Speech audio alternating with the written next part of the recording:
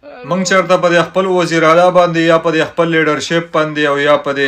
خپل پارټۍ باندې منقید وکړو نو نیشنلیان راشي یو څو په شمار کسان دي چې په کامنټس کې وایي کینګ ایمل ولی او ANP زنده‌باد او ANP جوین کوي نو ستاسو د حق تپوس پکوي د قیامت نښې نه دي د قیامت نښې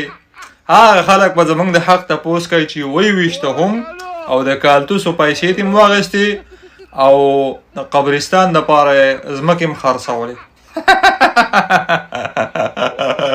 زما دې په توبو توبه موږ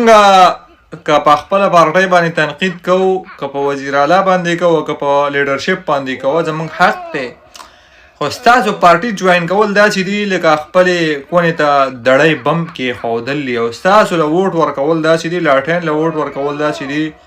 چې اسرائیل علیه السلام له خپل لوکیشن ورکولي لوکیشن او بیا به تاسو راپاسئ زموږ د حق تپوس پکوئ ستاسو ډېره مهرباني